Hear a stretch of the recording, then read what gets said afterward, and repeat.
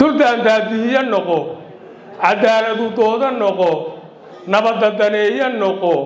waxaa maanta magaalada Boorama lagu caleema saaray Suldaan Cabdiwahaab Cige Axmed oo noqday suldaanka guud ee beelaha Makaahil munaasabada caleema saarka oo ahayd mid si heer sare loo soo qaban qaabiyay ayaa waxa ka soo qayb galay ergooyin kala duwan oo ka kala socda gobolada kala duwan ee dalkani Soomaaliland iyo sidoo kale dalalka Djibouti, Itoobiya iyo Kenya munaasabada caleema saarka oo ahayd mid si weyn loo soo agaasimay ayaa intii ay socotay waxa halkaas lagu soo bandhigay ciyaaro dhaqameedyo kala duwan oo lagu maamuusayo suldaanka iyo sidoo kale caana shubka suldaanka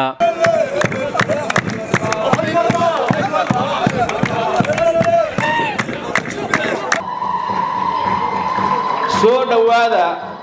waxaan soo dhawaynayaa marti sharafta kala duwan gaar ahaan ay ugu horeeyaan salaadiinta ugaasyada boqorrada garaadada iyo cid kasta oo mansab dhaqan ku fadhida goobtan lagu caleema saarayo suldaanka guud ee beelaha Makaahil dabaxsane ma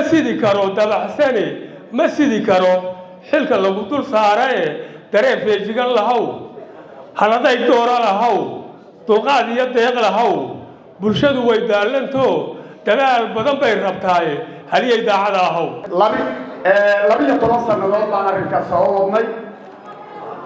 dad isagoonan hadda yeedhi karayn odayaal iyo oqaal iyo dheergarad iyo xinaadiyo cid walba leelaan ku soo wadnay dad badan oo isaga la mid ah oo danaynayay ama anagu aan danaynaynaba iyaguna jiray oo la mid ahaa kuwaas baan ka soo dhexulay guddiga Makaahil suldaanka Makaahil waan maray aqal walba waan hor joogsanay raguu ka buuxaa waxgarad iyo nin walba igu buuxaa waxa nasiibku ku dhigay oo noogu dhacay oo daafi weynay inuu hogaamiyo Suldaan Cabdiwahaab Cige Cabdiwahaab reer buuha markaa magaca reer nuur buuha wuxuu ahaa ul jiifto aan isha ku wada hayno oo talow goorma leenahay intaan anagu sidaa lahayn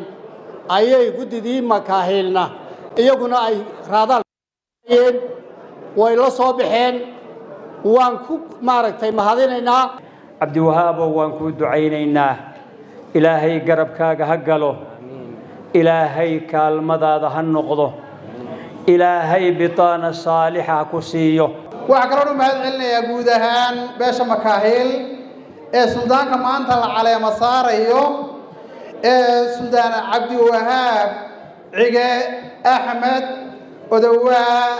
Daraar Magan Gobdoon Ibraahim Faarax Nuur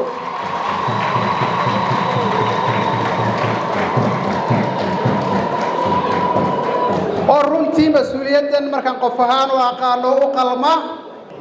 suldaanka waa u ducaynaynaa Suldaan Cabdiwahaab waxaan leenahay ilaahay tabaaraka wa tacaala xilka iyo mas'uuliyadda tolka ku doorteen allaha kugu asturo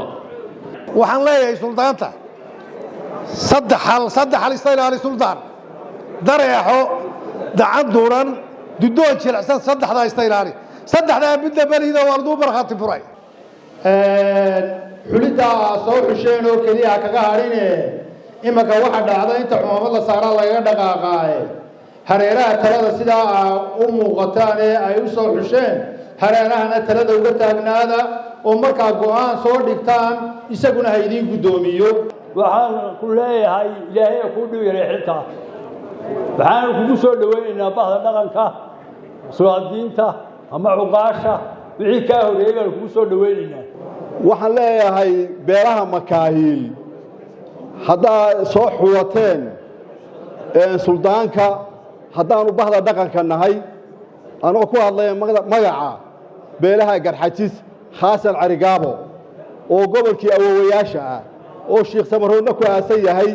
waanu idinka gudoonay isagana waxaanu ilaahay u weydiinaynaa ilaahay subxaanahu wa tacaala inuu ka dhigo mid xaqa ilaahay ku sugo waxaan ilaahay subxaanahu wa tacaala uga baryayaa inuu ku guuleeyo xilkaa loo igmaday oo ilaahay subxaanahu wa tacaala ka dhigo kii soo kordhiya wanaag horumar iyo halabuur suldaanka mar haddaad soo xusheen talo iyo tawfiiq iyo tamarba waa in lala daba joogaa waanaanu ku hambalyaynaynaa inaad soo xusheen suldaan cabdiwahaab xige oo aad golaa keenteen horta hambalyaan ku leeyahay ku soo biir madashii dhaqanka somalilan iyo soomaaliyeed ma tihid makaahiil oo qura ma tihid reer boorame ma tihid reer somalilan sanku neefla soomaaliya meeshuu joogaba suldaan baad u tahay nafta u sheeg waxaan ku faraxsannahay qaabkaan u abaabulan tahay loo soo abaabulay suldaanka waxaan leeyahay suldaan mas-uuliyad baa ku fuushay maanta ammaanadaad qaaday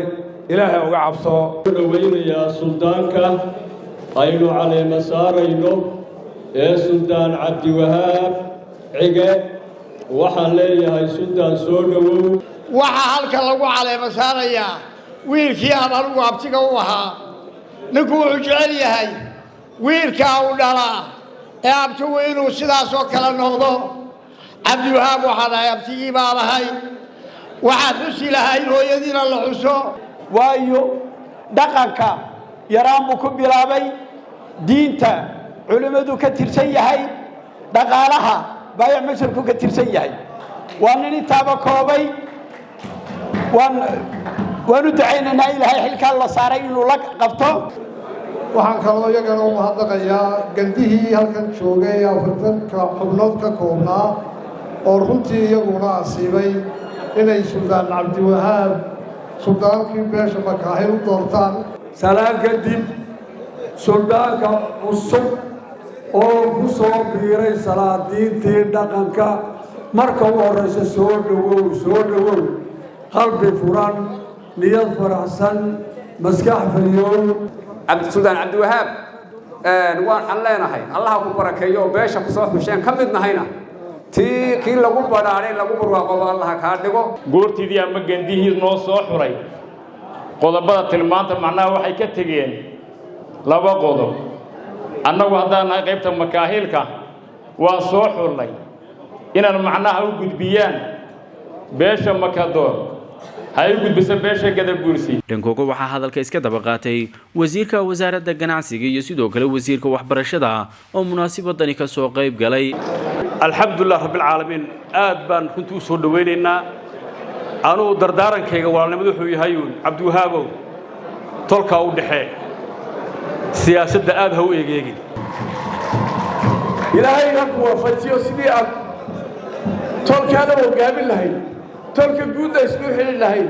somalilan waxaad u qaban lahayd gabagabadii munaasabadani waxaa si wada jira loo caanashubay suldaan cabdiwahaab cige axmed oo noqday suldaanka guud ee beelaha makaahil waxaan dalbanayaa duco inaad iigu ducaysaan hawshaas in ilaahay subxaanahu wa tacaala ii aqbalo ducooyinkii halkan ka soo dhacay waxaa kaloon ilaahay ka baryayaa inuu anigana hawshaas ii fududeeyo ina sikhiro